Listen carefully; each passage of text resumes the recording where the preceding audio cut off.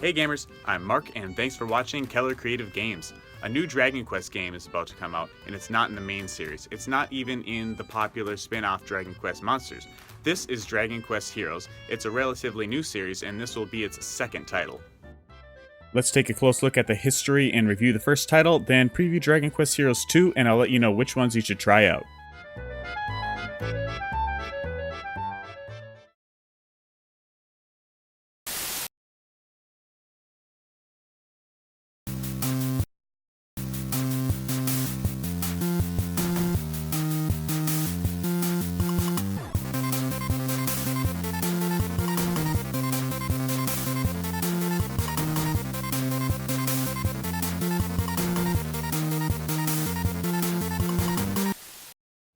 Dragon Quest Heroes was not actually developed by Square Enix, but by a developer called Omega Force, which is a studio within Koei Tecmo, known for the Dynasty Warriors and One Piece titles.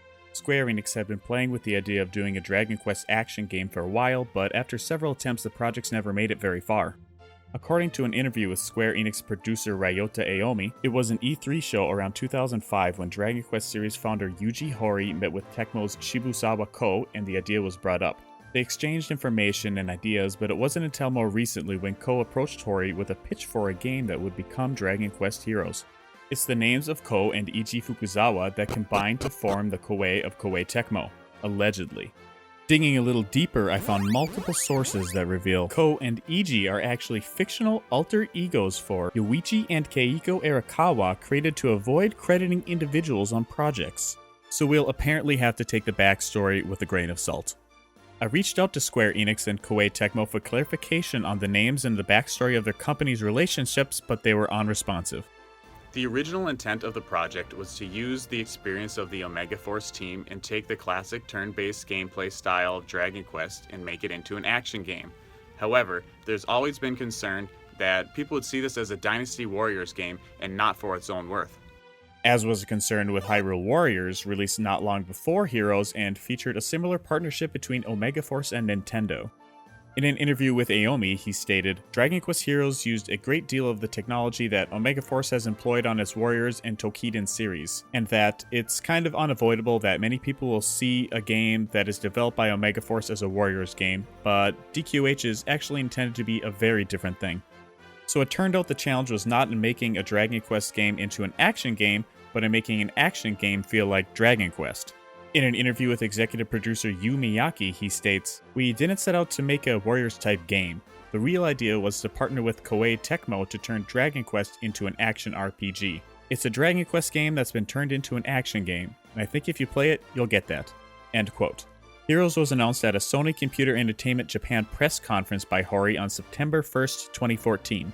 Production went forward, being developed by Omega Force and published by Square Enix.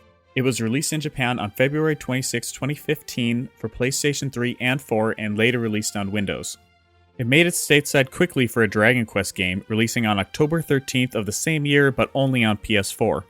On why the game wasn't on PS3 overseas, Miyake stated, "At the moment there's still a very large user base for the PlayStation 3 in Japan, and that, if you compare that to the market situation outside of Japan, those players have really made the shift now to PS4 and want to play mainly that now, so the market forces really influenced what consoles we decided to release on."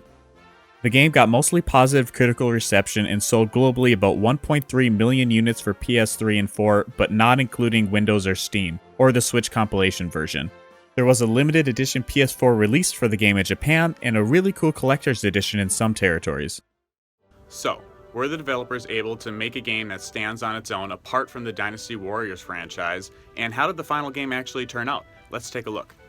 The plot is a little thinner than other Dragon Quest games, but serves its purpose and holds the game together. Something about monsters and humans living in peace until a mysterious antagonist makes the monsters go nuts. We're after the World Tree, which has roots sprouting across and protecting the land of Arba. As Royal Guards, it's your duty to protect Arba and discover what's up with the monsters. The writing stands up to the series' standards and delivers with entertaining and humorous banter between the characters. A robust percentage of the dialogue is voice acted and done well, the exceptions being some terribly cliché accents and helix. You'll have plenty of characters to choose from at 12 plus another DLC one. They include the two main protagonists, Aurora and Lucius, as well as other characters, original and series classics such as Yangus and Jessica. The bulk of characters turns out to be too much and their stories suffer as a result, taking a back seat after they are introduced.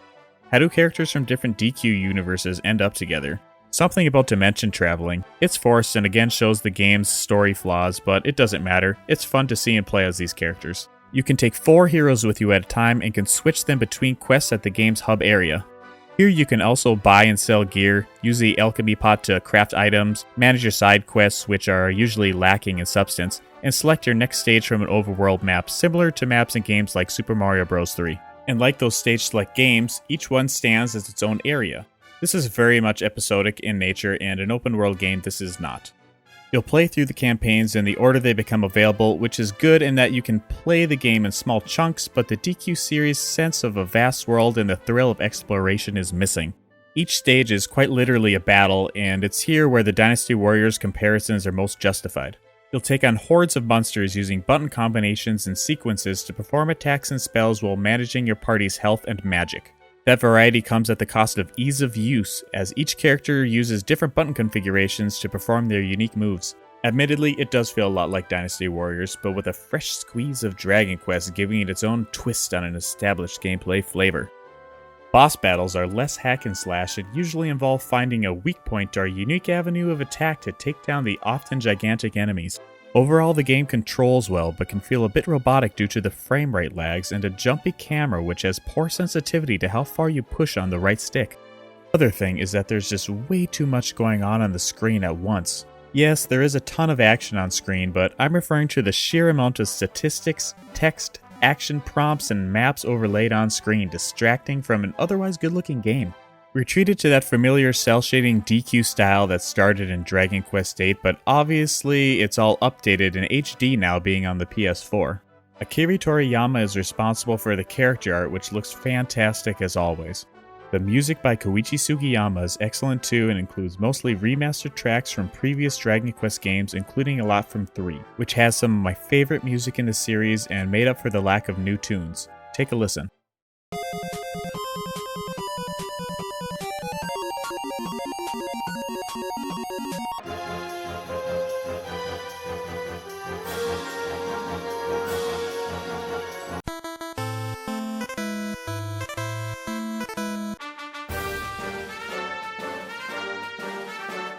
In the end, it's a hybrid between a hack and slash and an action RPG that takes place in the universe of the Dragon Quest franchise. Its episodic nature and generally weak story hold it back from reaching its true potential, but it's still a worthy entry in the series, even if it doesn't stand apart from Dynasty Warriors as much as the developers intended. I recommend Dragon Quest Heroes for players who have a nostalgic attachment for the Dragon Quest universe, generally enjoy fantasy-themed action RPGs, and are fans of the Dynasty Warriors franchise. Dragon Quest Heroes did well enough that they did decide to release a sequel. Dragon Quest Heroes 2 came out in Japan on May 27th of 2016, and it's coming out in North America on April 25th, 2017. There's a free demo available now for PlayStation 4.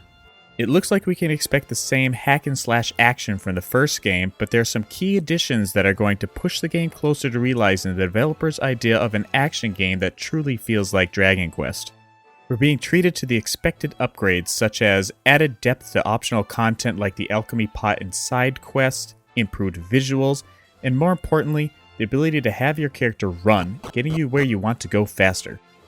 About half of Dragon Quest games have a class system implemented, and we're going to get to enjoy that here for at least the 2 main characters, who will be customizable in the sense of their vocations. The supporting cast will fall into pre-designated styles and will have different heroes to choose from, both old and new, including fan favorites such as Tornico from Dragon Quest IV, Carver from DQ6, and Maribel and Gabo, or Ruff, from 7. Unfortunately, I expect the same problems due to character saturation to repeat in Heroes 2, such as thin plots and overwhelming control variations. Adding to the character variety, we'll again be able to collect monster medals, but this time they will actually make the monsters playable by the gamer for a short time. Most exciting of all, and most relevant to make this feel like Dragon Quest, they are ditching the episodic nature of the first Heroes in favor of a mostly open world. I say mostly because you can't go anywhere, as many areas are blocked to keep the game linear or they're simply not accessible. but still the scale of the world is greatly expanded this time around. You'll traverse it similar to other traditional RPGs, traveling to new locations on foot in real time on the overworld through a variety of terrain with randomized weather similar to Breath of the Wild. You'll see enemies along the way and for the most part can choose which to encounter in those familiar hack and slash battles to remind you that this game is from the creators of Dynasty Warriors, which isn't necessarily a bad thing, because like most Dynasty Warriors games and unlike most Dragon Quest games, Dragon Quest Heroes 2 is going to have a multiplayer function. Looks like they're going to throw some puzzles into the mix too, which unfortunately has been a sore point in the otherwise moderately positive early reviews for the game. All that being said, I think this will be worth picking up for Dragon Quest fans even more so than the first game due to these additions.